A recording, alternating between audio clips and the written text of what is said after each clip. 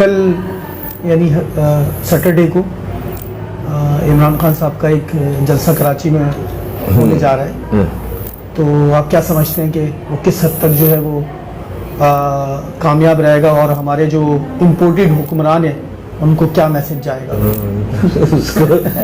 Imported तो नहीं है ना, है तो लोकली।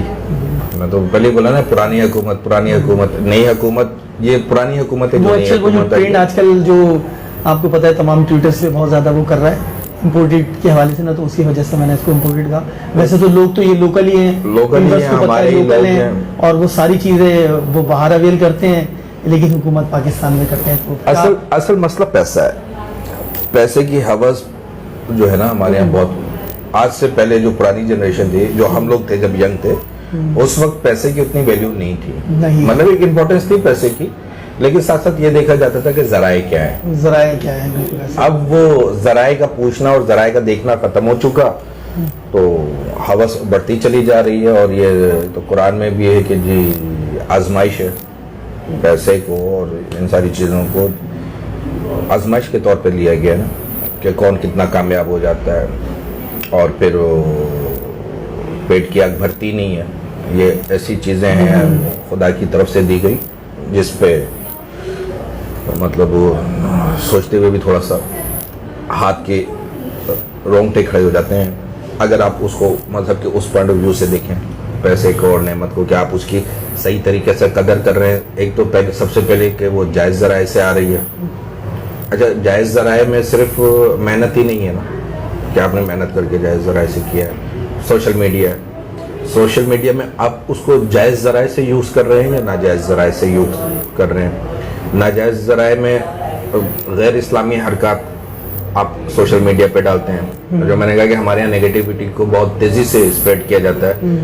तो अगर तो वो गैर इस्लामी और गैर शरई तरीके से आपने सोशल मीडिया को यूज़ किया, तो उसकी जो आमदनी है वो हराम है।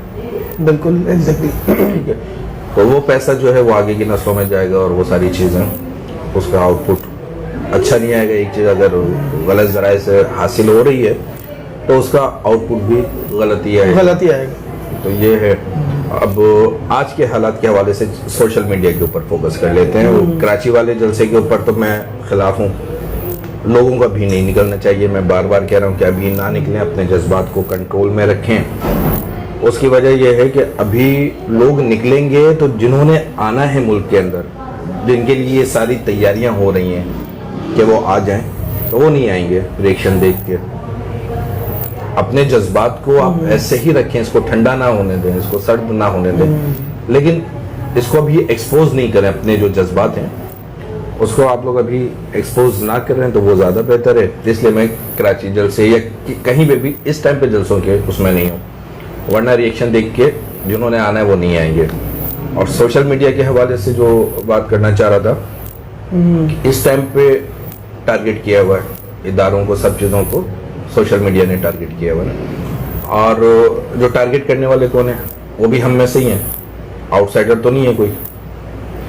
अब होता क्या है, देखें, हम ये समझ रहे हैं कि जो सामने बैठा हुआ है ये वो है जो वो पिक्चर में आ रहा है, लेकिन सोशल मीडिया में ऐसा नहीं है। अगर 10 तस्वीरें आप देखेंगे तो पीछे 2 बंदे जेन्युइन होंगे, 8 तस्वीरें फेक होंगी। सोशल मीडिया अकाउंट फेक भी है। अगर उन्होंने, जैसे मैंने लास्ट टाइम भी बोला था डबल एजेंट का, जी डबल एजेंट है, तो अब वो लोग क्या कर रहे हैं, जो बाहर के आपके दुश्मन हैं इस टाइम पे, वो एक इंडिया ही थोड़ी है। जितनी आपकी अपोजिशन की तादाद है ना पार्टीज की, उससे ज्यादा ममालिक हैं जो इन सारी सूरत हाल को कैश करेंगे।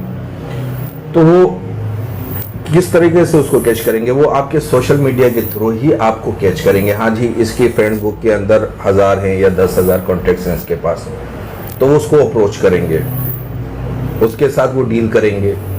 अब ये बंदा जो उनके उसमें आता है, लालच में या धोखे में आ जाता है, वो तो ये सोच रहा है कि जी मेरे व्यूअर्स बढ़ेंगे, मेरे अकाउंट में पैसा आ रहा है जी। चीजों को आप वो उस तरीके से उसको लालच नहीं देंगे कि जी तुम्हारे को 1 करोड़ दे रहे हैं, तुम ये फैलाओ मीडिया पे। ऐसा होगा तो हर कोई मुझे बताने इनकार कर देगा। वो उसको व्यूअर्स का लालच देंगे कि जी हम तुम्हारे को 1 लाख बढ़ा देंगे, और वो उसके जज्बात से खेलेंगे। वो ये देखेंगे कि जी ये अब वो उसको पहले तो जैसे खुद को हमले में उसको तैयार किया जाता है ना, एक पूरी ट्रेनिंग होती है, माइंड की ट्रेनिंग है साइकोलॉजिकली उसको, ऐसे ही वहां पे भी साइकोलॉजिस्ट बैठे हुए हैं जो उसको उस तरीके से डील कर रहे हैं कि भाई ये बंदा है, इसको आपने किस तरह से कैच करना है, उसको आपने लालच व्यूअर्स का देना है, उसके सेंटीमेंट से खेलना है। अगर तो वो आपके काबू में नहीं आ रहा पैसे के लालच में, तो फिर आपने उसको वो वीडियोस और वो क्लिप्स देनी है जो देख के बंदे के जज्बात भड़क उठे, जुल्म के, ज्यादती के, लोगों के मारने के, पुलिस वाले लोगों को मार रहे हैं, इदारे के लोग उठा के लेके चले जा रहे हैं। भाई बहुत ईजी, अभी इकरारुल हसन का जो वाकया हुआ था, इदारा ही था ना, एक बहुत बड़ा इदारा है पाकिस्तान का, वो वीडियो को फॉरवर्ड उसको कर दिया, तो उसके जज्बात को उस तरह से कैश करेंगे। फिर पहले उसको हल्के हल्के उस ट्रैक पे लेके आएंगे, पहले वो सियासत और इन सब के ऊपर ही साजिश, और दूसरा क्या था वर्ड, मुदाखलत, पहले वो उसको उसके ऊपर खिलाएंगे कि जी ये उसके खिलाफ नहीं है, इदारों के खिलाफ नहीं है और ये नहीं है, हर कोई बात कर रहा है आप भी बात करो, तो वो पहले उस पे आएगा, फिर वो आहिस्ता आहिस्ता उस चीजों को मजीद और लेते चले जाएंगे, और ये बंदा बगैर सोचे समझे उसको फॉरवर्ड करेगा, उसके दोस्त उसको आगे और फॉरवर्ड करेंगे। क्योंकि एक सोशल मीडिया के अंदर क्या है, मैं तकरीबन 2 साल से देख रहा हूँ ना इसको, इसमें ये होता है कि आप मुझे सपोर्ट करोगे मैं आपको सपोर्ट करूंगा, आप मुझे सब्सक्राइब करोगे मैं आपको सब्सक्राइब करूंगा, ठीक है। अब उसमें वो ये नहीं देखते कि वो जो भेज रहा है कंटेंट, उसका जो मटेरियल है वो उसके खिलाफ भी इस्तेमाल हो सकता है, ठीक है, इदारे बाद में उसके खिलाफ भी यूज कर सकते हैं उन चीजों को, तो वो उन सारी चीजों को नहीं सोचता। तो उस हवाले से जो हाइब्रिड वार जो है वो यही है, वो इदारे बार बार कहते हैं कि हाइब्रिड वार है, आपको यूज किया जाएगा, आप मासूम लोग हो, आप पीछे देखते नहीं हो कि मामला क्या चल रहे हैं, और आप आराम से यूज हो जाओगे और तमाम चीजें आपके खिलाफ होती चली जाएंगी, और नादानस्तगी में बगैर जाने बुझे आप मुल्क के खिलाफ भी चले जाओगे। भाई एक पासपोर्ट फाड़ा बंदे ने, वो पासपोर्ट जिसने फाड़ा है, अब वो अगर तो उसके सेंटिमेंट्स बलूचिस्तान से लगते हैं, बलूचिस्तान के अंदर भी पार्टियां हैं जो एंटी पाकिस्तान है, काम करेंगी, ठीक है, क्योंकि वहां पे वो इंडिया का बहुत ज्यादा इन्फ्लुएंस है। उसको देखा देखी दूसरा कहेगा मैं भी फाड़ू। अच्छा, वो ये नहीं देख रही कि जिसने फाड़ा है ये मुल्क से बाहर है, ये हमारी गिरफ्त में नहीं आ सकता, उस एक के ऊपर वो दूसरे ने फाड़ दिया, दूसरे से तीसरा। अब लोग ये समझते हैं कि जी ये नॉर्मल है, तो ये नॉर्मल, ये पीछे कुछ चीजें हैं ना, आपको उसी तरह से उसके खिलाफ उभारा जाएगा, आपके जज्बात को, आपके जितने भी सेंटिमेंट्स है वो मुल्क दुश्मनी की तरफ आपको लेकर चले जाएंगी।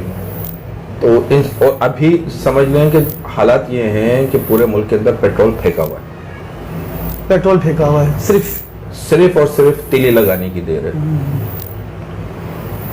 अभी तो चले ये सपोर्टिव एरियाज है ना, कि कराची हो गया सपोर्टिव एरिया में आ गया, पेशावर हो गया सपोर्टिव में, लेकिन जब ये उनके टेरिटरी में जाएंगे, फर्ज करें ये लाड़काना में जाते हैं या दादू में जाते हैं, और वहां पे क्लैश हो जाता है एक दूसरे का, बहुत मसले मसाइल पैदा होंगे, बहुत मसले। मैं हमेशा तो कहता हूँ कि एक खून किसी का भी गया और फिर आपके कंट्रोल में चीजें नहीं रह पाएंगी।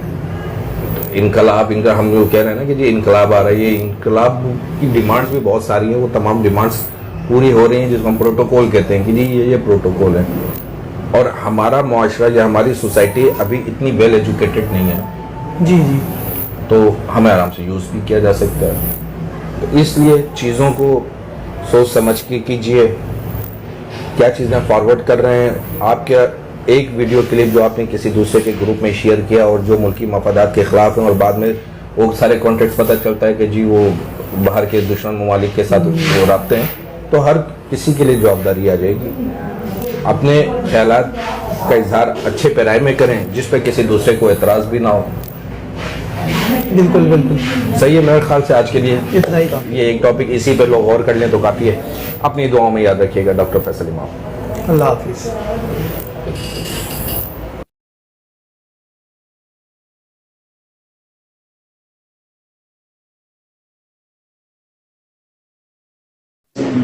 सरदर्द क्या चीज है और उसकी क्या वजूहात होती हैं, आज आप अपने व्यूअर्स को बताएं।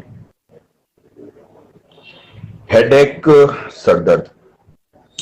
सरदर्द जब नॉर्मल कैफियत में जैसे हम रहते हैं और हमें कोई फील नहीं हो रहा, कोई हैवीनेस नहीं हो रही ब्रेन के ऊपर, और एकदम से सडन जो है हैवीनेस होना शुरू हो जाए, गर्दन के पीछे खिंचाव की तरफ की कैफियत आना शुरू हो जाए और आंखें भारी होना शुरू हो जाएं, ये सारी वो सर दर्द की अलामत में आती हैं। और सर दर्द भी जैसे मैंने पहले भी बोला था कि जैसे डिमेंशिया है ये अलामत है, फीवर है अलामत है, ऐसे ही सर दर्द जो है हेडेक ये भी एक अलामत है। अब उसकी कॉज डिफरेंट हो सकती है कि क्या कॉज हो सकती है हेडेक की। हेडेक की जो कॉमन है हमारे यहाँ वो एक तो माइग्रेन है कि जी माइग्रेन का दर्द कॉमन है। दूसरा जो है वो हाइपरटेंशन की वजह से है कि जी ब्लड प्रेशर हाई हो रहा है तो सर दर्द हो रहा है। फिर तीसरा स्ट्रेस हेडेक है कि स्ट्रेस ज्यादा हुआ है तो हुआ हुआ है। आई साइट की इश्यूज हैं उसकी वजह से सर दर्द हो सकता है। आंखों के हवाले से इंट्राक्रैनियल प्रेशर जो है वो बढ़ जाएगा तो फिर वो उसमें आंख थोड़ा सा बाहर की तरफ आना शुरू हो जाएगी, वो उसकी वजह से सर दर्द होगा।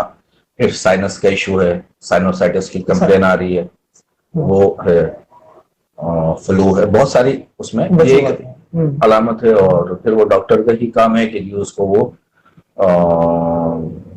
किस तरीके से स्पेसिफिक डायग्नोस की तरफ लेके जाए कि किस वजह से कॉज को देखे कि क्या कॉज है।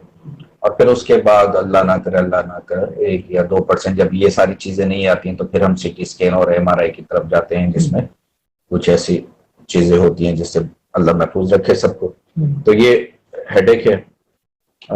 अगर आपको महीने में जैसे 15 दिन या 10 दिन में सर का दर्द हो रहा है तो ये माइग्रेन की अलामत में होता है कि जी आधा सर का दर्द होता है, 3 घंटा 4 घंटा दर्द रहता है। और क्योंकि वो ये एक लॉन्ग टाइम डिजीज में है माइग्रेन तो फिर वो आहिस्ता आहिस्ता मुख्तलिफ डॉक्टर्स के पास जाके वो उनका एक डायग्नोज हो जाता है कि जी माइग्रेन का पेन है, माइग्रेन। ठीक है, तो वो न्यूरोलॉजिस्ट का काम है, न्यूरो फिजिशियन का, वो देखता है और डायग्नोज करता है माइग्रेन को।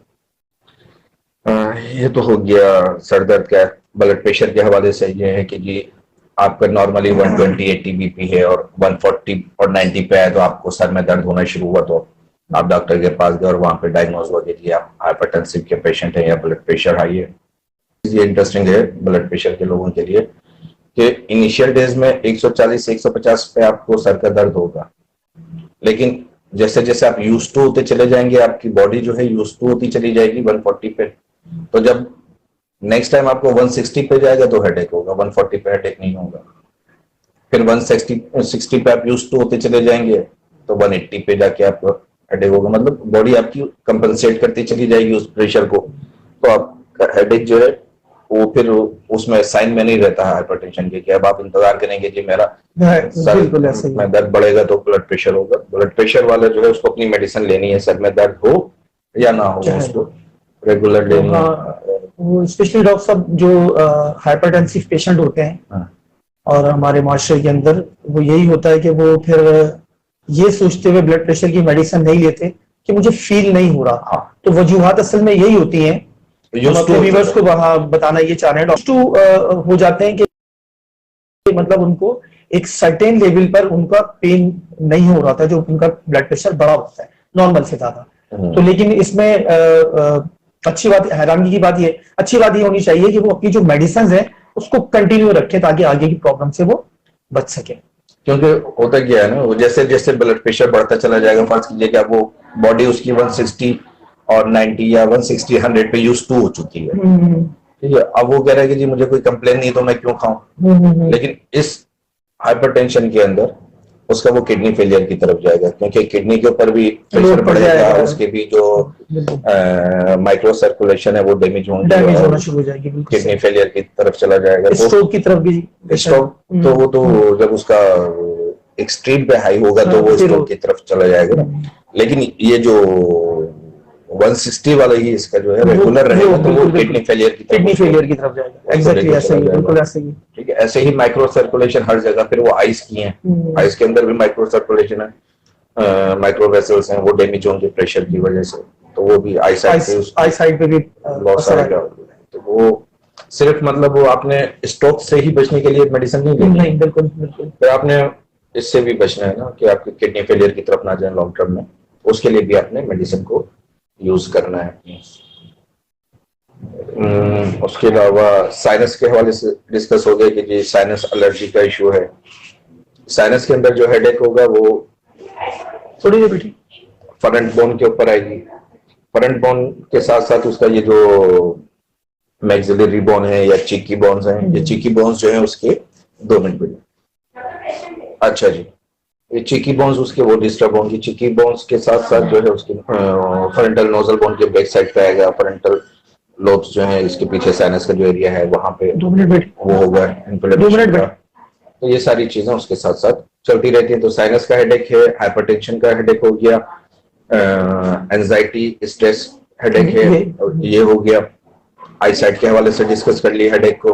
तो और उसके बाद फिर अगर इन सारी चीजों में नहीं आता है क्या तो फिर आप सीटी स्कैन और एमआरआई की तरफ जो आपको आपका न्यूरोफिजिशियन जो है सजेस्ट करेगा। इग्नोर नहीं करना है हेडेक को जब तक एक चीज कंफर्म डायग्नोज ना हो जाए कि किस वजह से हो रहा है। जी ठीक है, अभी फिलहाल इतना ही, फिर थोड़ा देर के बाद बात करते हैं। अभी पेशेंट को देखते हैं। पॉज कर लीजिए। पॉज कहाँ से होगा? देखिए इसमें पॉज का नहीं है इसमें।